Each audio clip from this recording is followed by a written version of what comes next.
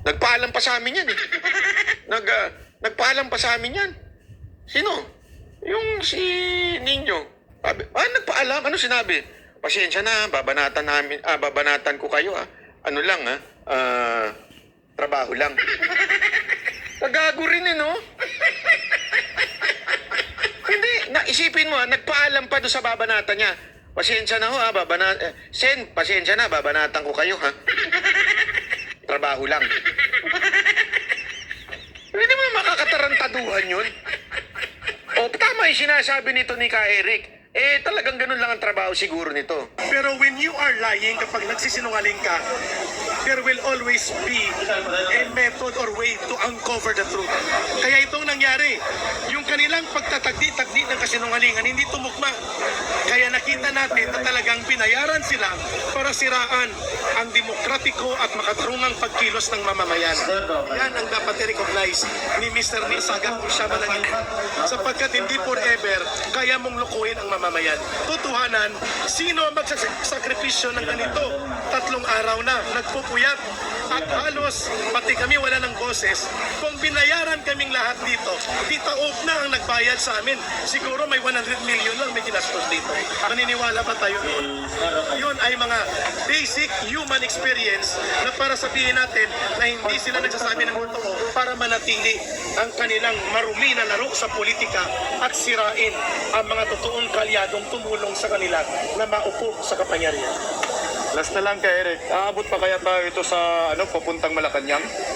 May possibility yan kapag hiningi ng taong bayan na sila po ay dumagsa sa lansangan, and when the people go out in the street to exercise their direct sovereign will, yung direktang kapangyarihan ng mamamayan, yan po ay dapat kinikilala ng ating pamahalaan.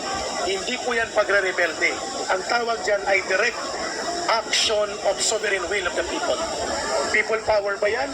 Hindi natin yan pwedeng itakda na mangyayari o hindi mangyayari. Pero those are indicators of possibility na doon papunta yun. Kapag manatili ang elitista and sensitive at walang pakialam sa damdamin ng ordinaryong mamamayan na uri ng pamamahala na nararamdaman natin.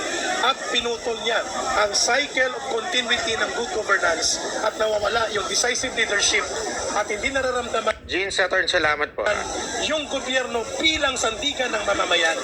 Yun ang pwedeng mag-trigger ng mas malawak na diskontento ng mamamayan. Ano po ang ating panawagan sa sambayan ng Pilipino tungkol po sa ipinaglalaban po natin yan? Magmatyag, maging mulat, maging bukas, at maniwala tayo na ang ginagawa nating pagmumulat na ito at pagkakaisang tinig at paninindigan ay ang layunin nito para maging matatag ang ating pamahalaan, umayos ang namumuno nito, maitigil ang mga abuso sa poder kapangyarihan at maging maunlad at mapayapa ang Ayan. Eto i-remind ko lang kayo, saan nagsimula yung Pastor Kibuloy persecution na yan? Alam nyo kung saan nagsimula yan? Nagsimula yan kay Ka Eric Di ba sila ang una? Yes, kay Ka Sila ang Eric unang yan. pinuna, kasi hindi naging effective. Di ba? Hindi una ang naging effective, eventually pinalaya din. Siguro naisip nila, masyadong obvious. Siguro naisip ng mga komunista na ito, masyadong obvious kung si Ka Eric ang babanata natin. Hindi tayo mananalo. Di ba? Kaya, anong nangyari? Biglang SMNI. Binanata na. Dinamay na yung gikan sa masa. Tapos eventually, eto na pong si Kibuloy. Kaya tama din yung sinasabi ni Panelo. Ano yung sinasabi ni Panelo, ni Secretary Panelo? Na si Kibuloy ay casualty lang. The real target here is the Duterte. The real target here, kasi tandaan ninyo, yung nangyayari ngayon, it's like a repeat of Radio Veritas nung panahon ni Marcos.